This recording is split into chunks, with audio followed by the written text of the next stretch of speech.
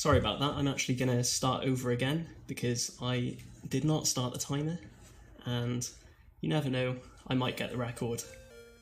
So let's just try that again. Okay, take two. Okay, so we're doing that small jump just to mitigate the punch animation. We're then just bouncing off these enemies here, just because it helps with the movement. We need to grab one of these herbs through each of these levels.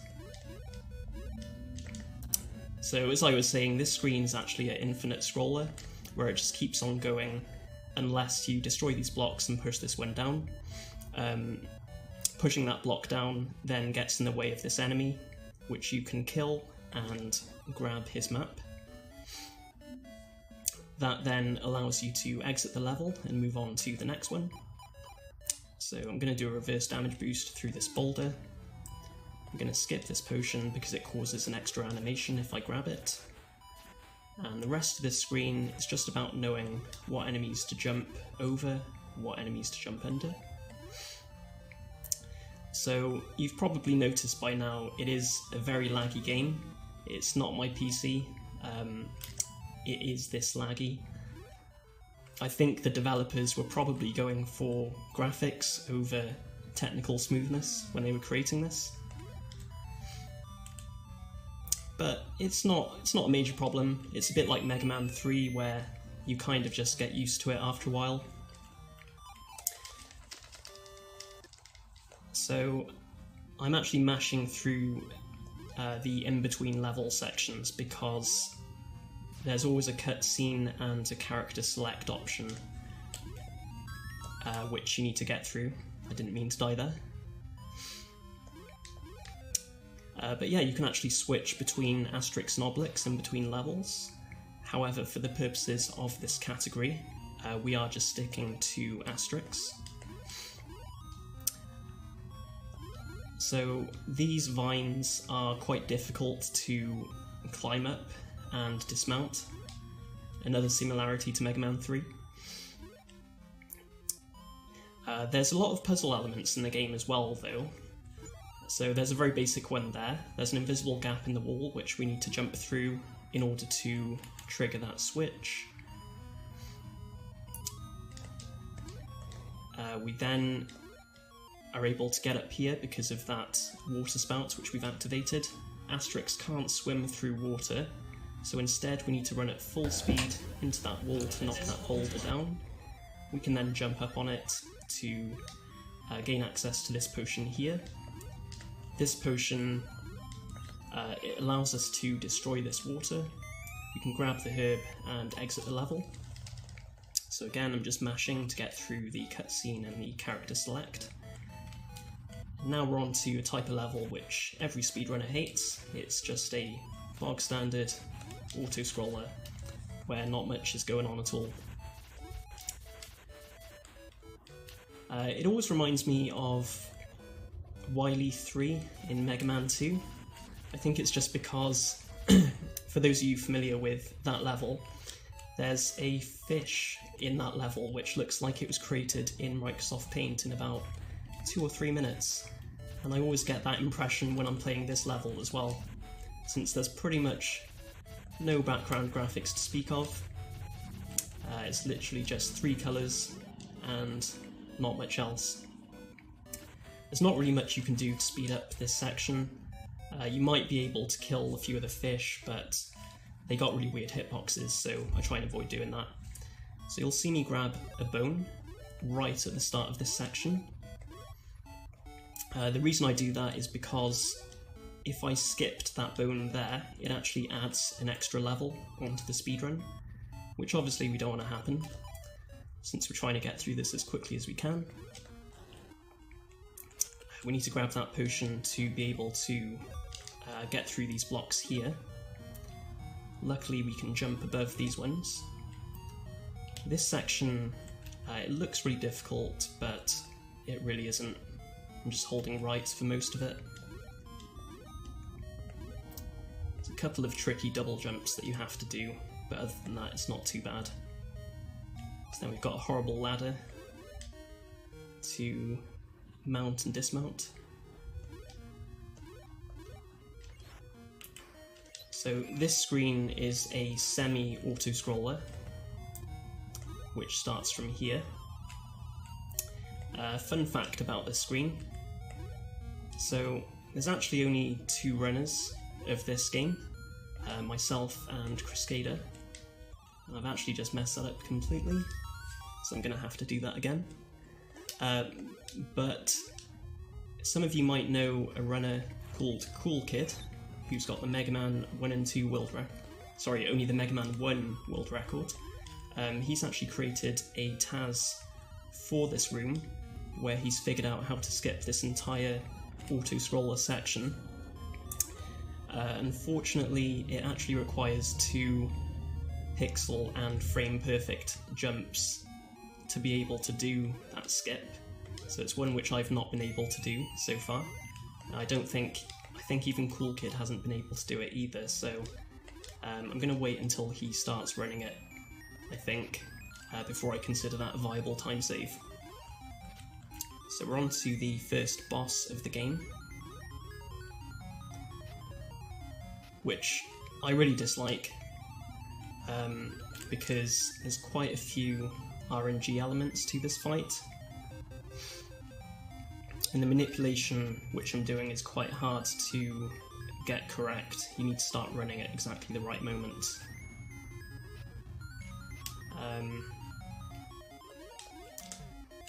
So if you haven't noticed, I'm standing on this particular spot before he jumps into the air. That shortens each of his cycles and puts him in the optimal place for us to punch him as soon as he becomes vulnerable. I think I'm probably going to die on this attempt, because if one of these stars falls on my head, I'm not going to have time to avoid it.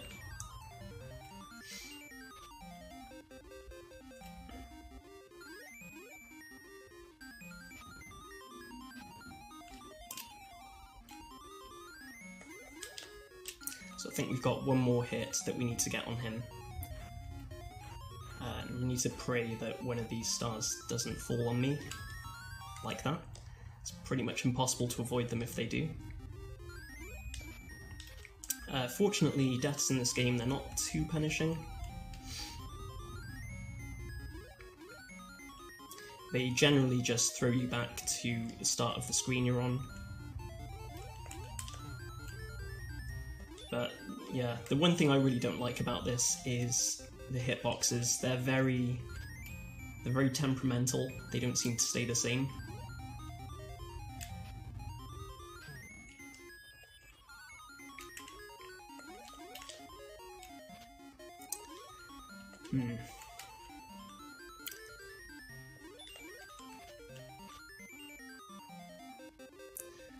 So you'll see that I've only got 3 hearts at most when I start a new life. So I've actually just restarted the game by mistake. I'm just going to try and get back to the screen I was on, if you bear with me a second.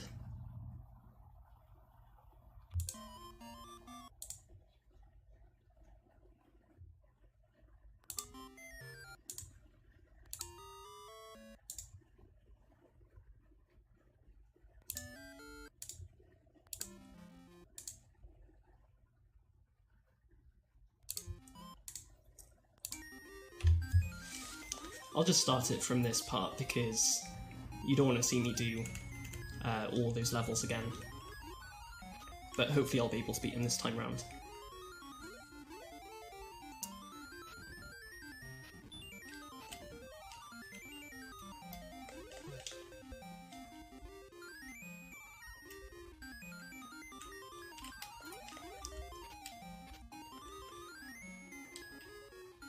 Yeah, we're nowhere near world record pace anyway, so there's no worries about this not being a valid run. I'm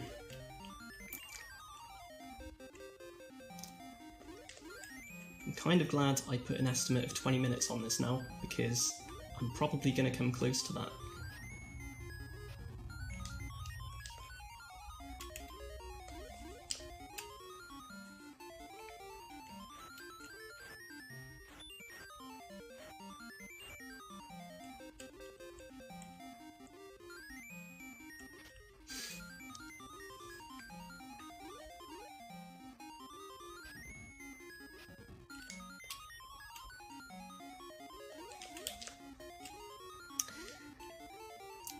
Apologies, I'm not talking too much as well.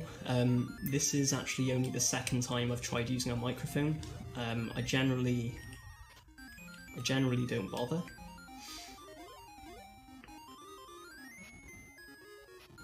But I think that should be it now. Okay.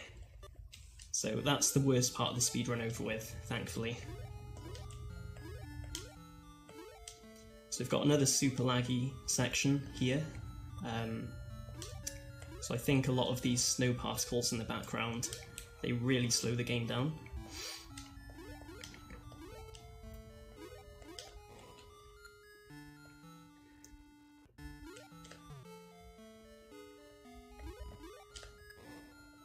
So we're going to bounce off a few of these enemies here. We can't actually go through these blocks at the moment, we need to get a potion to enable us to do that. That potion is by here.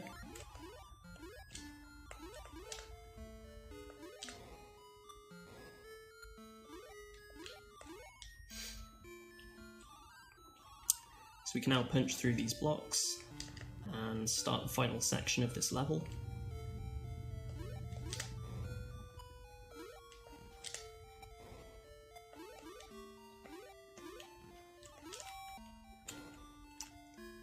But yeah, just to finish my thoughts on the life meter at the top, you can actually have up to, I think it's 7 or 8 hearts in this game. I'm just trying to skip all of them because they're all a bit out of the way, and I'm trying to complete this as quickly as possible.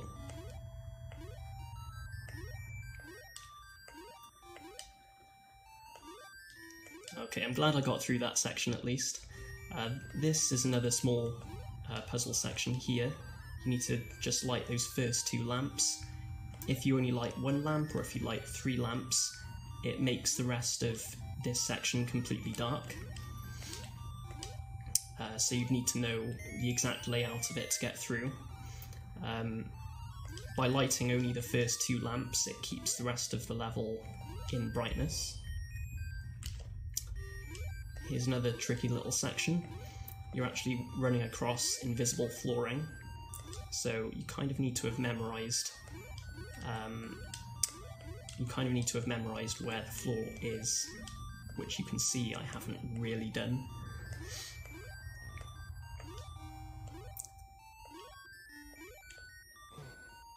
But we've got through it, so that's fine.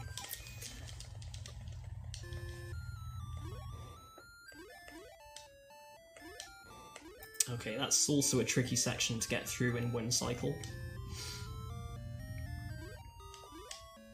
So hopefully I can do this bit properly. There's quite a few double jumps there which you need to be very precise with. So now we're on to the palace, which is one of the last levels in the game. So this is something which I actually had to refer to game FAQs for, embarrassingly enough, the first time I was playing it.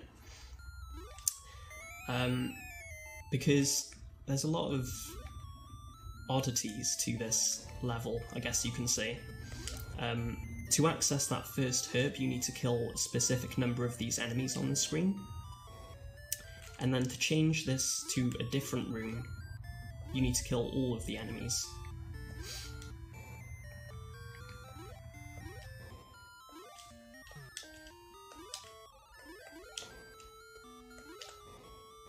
So there's going to be a statue here which we can't get through. So in order to get through it, we need to collect a potion, which is in this direction here. So the controls are actually reversed through this section.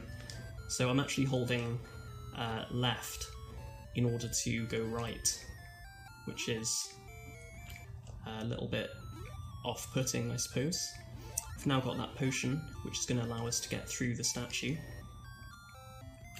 First of all, we need to go back through the screen.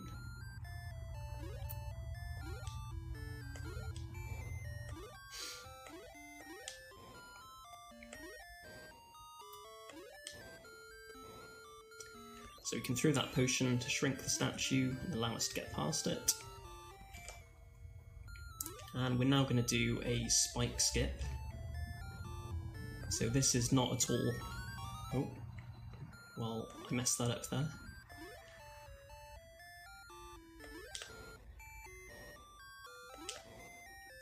But yeah, you should be able to skip that section by just running across the spikes, but I didn't have enough health to be able to do that properly.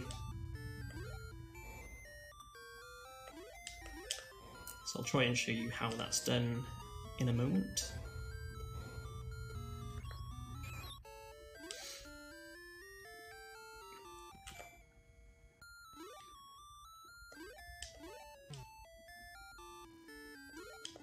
There we go. So this is the final level of the game now. So what we're doing is we're running to the far right of this section to trigger a switch, which allows us access to the next room.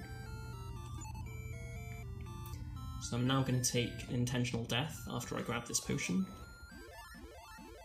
because we want to go back to the start of the level. Now we want to go down as opposed to up. So this section looks difficult, but I'm actually just holding right and running at full speed to get past everything.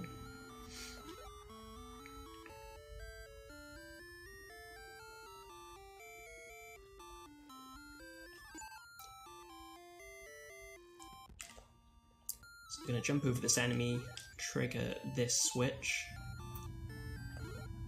This switch actually enables an invisible floor, which you'll see now. A couple more enemies to kill before we're on to the final boss.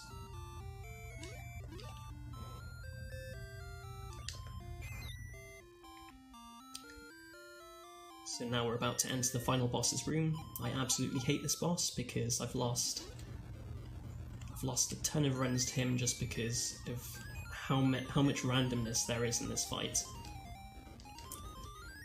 And his hitbox is very odd.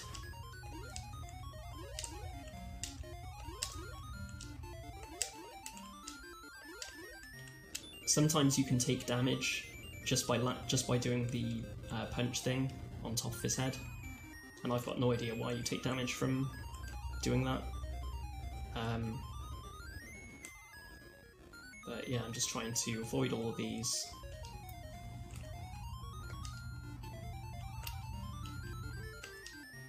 Seems to be going okay.